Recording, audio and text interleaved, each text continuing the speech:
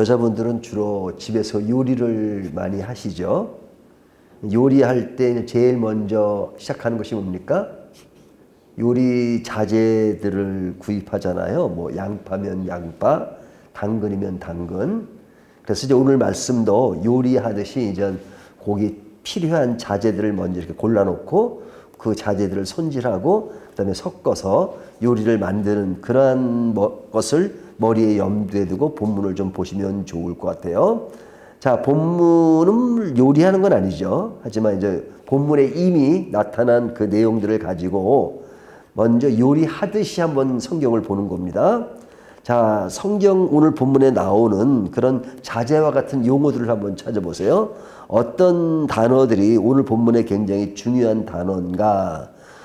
중요한 단어를 말씀드리면 3절을 보면 우리가 보고 들은 바를 너에게 전함은 너희로 우리와 사귐이 있게 하려 함이니 우리의 사귐은 아버지와 그의 아들 예수 그리스도와 더불어 누림이라. 자, 요한 1서를 시작하면서 중요하게 나타나는 단어가 사귐이라는 단어입니다. 사귐. 이 사귐이라는 단어가 굉장히 중요합니다. 일단은 요리할 때 한 재료처럼 이렇게 머리에 이렇게 생각하고 계십시오. 사귐이라는 단어가 중요해요. 두 번째는 4절에 보면 우리가 이것을 쓰면 우리의 기쁨이 충만하게 하려 함이라. 어떤 단어가 나와요? 기쁨이라는 단어가 나오죠. 기쁨이라는 단어가 중요합니다. 양파가 있고 당근이 있듯이 지금 사귐이 나왔고 이제 기쁨이라는 단어가 나왔어요. 그 다음에 이제 5절부터 7절까지 보면 어떤 단어가 나오냐면 빛이라는 단어가 나옵니다. 우리가 거기서 듣고 너에게 전하는 소식은 이것이니 곧 하나님은 빛이시라. 이 빛이시라는 단어가 나오고요. 또 그것과 반대되는 단어가 나옵니다. 하나님은 빛이시라 그에게는 어둠이 조금도 없으시다는 것이니, 이 어둠이란 단어가 나오죠. 또 그 밑에 보면 빛과 어둠이 계속 나옵니다. 자, 이 빛과 어둠이란 단어가 오늘 본문의 중요한 용어예요. 그 다음에 또 어떤 단어가 나오냐면 4절, 그 8절부터 10절까지 보면 죄라는 단어가 나옵니다. 죄. 8절에 보면 만일 우리가 죄가 없다고 말하면, 또 9절에도 만일 우리 죄를 자백하면 죄라는 단어가 나오죠. 이 죄라는 단어가 중요하게 나오고요. 마지막으로 7절을 보면 그 아들 예수의 피가 우리를 모든 죄에서 깨끗하게 하실 것이요. 피라는 단어가 나옵니다. 자, 이제 요리할 때 자재가 필요하듯이 오늘 이제 어떤 단어들이 나오냐 다시 한번 정리를 합니다. 제일 먼저 어떤 단어를 말씀드렸어요? 사귐, 기쁨, 빛과 어두움, 죄, 피, 이런 단어들이 나오죠. 자, 이런 단어들이 이제 하나로 모아져서 무엇인가를 얘기하는 겁니다. 그 무엇인가를 얘기하는 걸 잘 염두에 둬야 됩니다. 이런 단어들만 나오는 것이 아니라 이제 등장인물이 나와요. 어떤 인물이 나오냐면 1절과 2절을 보면 태초부터 있는 생명의 말씀에 관하여는 2절에 이 생명이, 또 2절 하반에 이 영원한 생명을, 여기에 이 생명이라고 하는 것은 그냥 뭐 우리의 생명이다 이런 것이 아니라 누구를 지금 이야기하고 있는 거죠? 그 누구를 이야기하고 있냐면 예수님을 이야기하는 겁니다. 예수님. 그러니까 예수님을 뭐로 묘사했어요? 생명으로. 1절에 보면 태초부터 있는 생명의 말씀에 관하여는 우리가 들은 바요 눈으로 본 바요 자세히 보고 우리 손으로 만진 바라 이 생명이 나타나신 바 된지라. 이 영원한 생명을 우리가 보았고 증언하여 너에게 전하노니 이는 아버지와 함께 계시다가 우리와 나타나신 바 되신 이시라. 누구세요? 예수님이시죠? 아버지와 함께 계시다가 나타나신 바 되었다. 근데 이분을 본 바가 되었다. 이 글을 누가 썼어요? 요한일서를? 요한이 썼잖아요.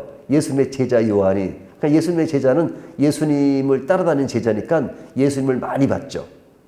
그래서 예수님이 오셨는데 그는 영원한 생명으로 오셨다. 이렇게 표현하고 있습니다. 그러니까 1절, 2절의 이야기는 예수님에 관한 이야기예요. 근데 예수님을 생명으로 묘사하고 있습니다.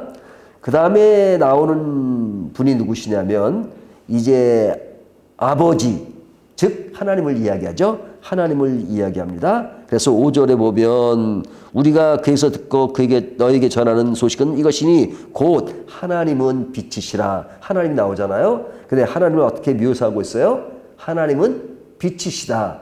이렇게 묘사하고 있죠. 자, 잘 기억하십시오. 하나님은 빛으로 묘사하고 있고 예수님은 생명으로 묘사하고 있어요. 그 다음에 또 한 인물이 나오는데 그것은 누구냐면 인간입니다. 인간.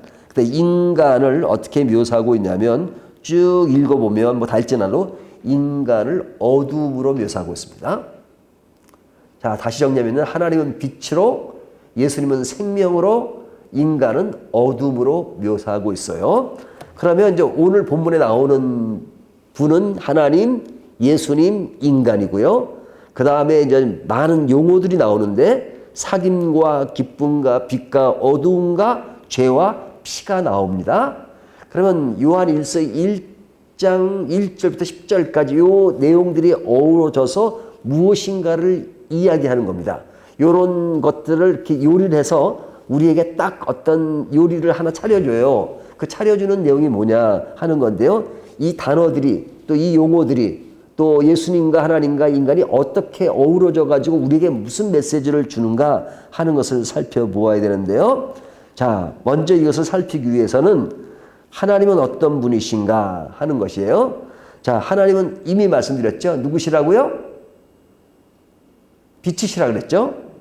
그러니까 빛이시란 말은 다르게 말하면 어둠이 전혀 없다는 겁니다. 그렇죠? 빛이시니까 빛과 어둠은 동시에 존재할 수가 없어요. 예? 어둡다가도 빛이 딱 들어오면 그 순간에 어둠은 사라지죠. 그러니까 빛과 어둠은 동시에 존재할 수가 없어요. 빛만 있든지 어둠만 있든지. 그렇죠? 근데 하나님은 빛이시라는 거예요. 또 예수님은 어떤 분인가? 태초부터 있는 생명의 말씀이다. 생명의 말씀이다. 1절에 그렇게 말씀하죠. 그러니까 그분은 이 땅에 인간으로 오신 분이시죠. 예수님은 인간으로 오셨잖아요. 왜 인간으로 오셨어요? 하나님이신데 우리 인간을 구원하기 위해서. 그래서 사도 요한은 그분이 인간으로 오시는 생명의 말씀이다. 이렇게 고백하는 겁니다. 생명으로 오신 분인데 어떤 생명이에요? 영원한 생명이다. 이렇게 말하죠. 2절에 보면 하나님과 함께 계시다가 우리에게 오셨다라고 2절에 말합니다. 자, 우리가 이제 세 인물을 얘기했는데 조금 더 구체적으로 얘기한 거예요. 그 다음에 인간은 어떠한 존재인가? 인간은 어둠이라 그랬죠. 어둠이란 말은 다른 말로 하면 인간은 죄인이라는 말이에요. 죄인. 예, 그래서 8절에 보면 만일 우리가 죄가 없다고 말하면 죄가 나오죠. 또 9절에 만일 우리 죄를 자백하면 죄인이 인간입니다. 이 죄인을 어둠이라고 표시한 겁니다. 근데 이 인간은 하나님과 분리된 상태에서 볼 때는 어둠이고 죄인인 거예요. 근데 이런 인간, 어둠과 죄인인 인간에게 누가 개입이 되면 어둠이 아니고 죄인이 아니고 새롭게 변화된 인물이 되죠. 그건 누구냐면 예수님이 오셔서 하나님과 인간이 서로 사귈 수 없는데 사귀게 만들었다는 거예요. 빛과 어둠은 섞일 수가 없잖아요. 인간은 어둠이에요. 그러면 인간이 하나님과 사귀려면 인간이 어떻게 돼야 돼요? 어둠이 아니고 빛이 돼야 되잖아요. 그래야 하나님과 사귈 수 있죠. 하나님과 만날 수 있고. 근데 인간 스스로는 그렇게 할 수가 없어요. 그래 누가 해주셨다고요? 생명의 말씀으로 영원한 생명을 지니고 이 땅에 오신 예수님이 우리 인간을 죄인된 것에서 어둠에서 빛으로 만들어 주시고 빛으로 된 인간은 하나님과 어떻게 돼요? 사귈 수 있는 존재로 만들었다. 사귈 수. 이 인간이 어둠 속에 있으면 하나님과 사귈 수가 없어요. 빛과 어둠이 섞일 수가 없으니까. 그러니까 오늘 본문은 이겁니다. 우리 인간은 어둠이 없지만 하나님은 빛이시고 예수님이 생명으로 오셔서 우리를 빛으로 만드셔서 하나님과 사귀게 만드셨다. 이런 이야기를 합니다. 자, 이렇게 사귀게 되면 우리에게 어떤 결과가 나타나느냐. 4절을 보면 우리가 이것을 쓰면 우리의 기쁨이 충만하게 하려 함이라. 자, 이렇게 예수 그리스도를 통해서 하나님과 사귀게 되면 그리스도에게 나타나는 현상이 뭐예요? 기쁨이 충만한 겁니다. 기쁨이 충만한 거예요. 그러니까 다시 정리를 하면 우리 인간은 어둠이었지만 죄인이었지만 그러나 예수 그리스도를 통해서 하나님을 만나게 되고 하나님과 만난다는 것은 또 하나님을 믿는다는 것은 그냥 하나님은 높은 데 계신데 하나님 그냥 멀리서 바라보면서 하나님 믿어요 이렇게 말하는 게 아니에요. 하나님과 코이노니아 사귄다는 겁니다. 사귄다. 우리가 친한 사람 사귀잖아요. 사귄다는 건 뭐예요? 서로 이야기도 하고 주거니 받거니 하고 위로도 하고 격려도 하고 또 이야기도 하고 하는 것이 사귀는 거잖아요. 그러니까 하나님과 우리의 관계는 사귀는 관계지 그냥 멀리서 바라보는 관계가 아니란 말이죠. 그러니까 멀리서 바라보는 신앙을 갖는 사람은 비극적인 거예요. 그건 일반 종교인들이 하는 종교적인 것과 같은 거죠. 하나님은 지금도 살아계시고 역사하시고 우리와 함께 계신 분이기 때문에 우리와 사귄다 이렇게 말씀하시는 거예요. 그래서 요한 1서는 우리에게 너무너무 기쁜 메시지를 주는 거예요. 하나님과 우리의 관계는 사귐의 관계다 이거죠. 근데 그 일을 누가 하셨냐? 예수께서 하나님과 우리가 사귈 수 있도록 맡겼던 담을 허시고 그리고 서로가 만날 수 있도록 해 주셨다. 그것은 생명으로 우리를 빛 가운데 거하게 하셨다 하는 겁니다. 그 빛 가운데 거하게 하는데 그것의 아주 핵심적인 요소가 뭐냐면 예수 그리스도의 피라는 거예요. 피. 십자가. 예수 그리스도의 피.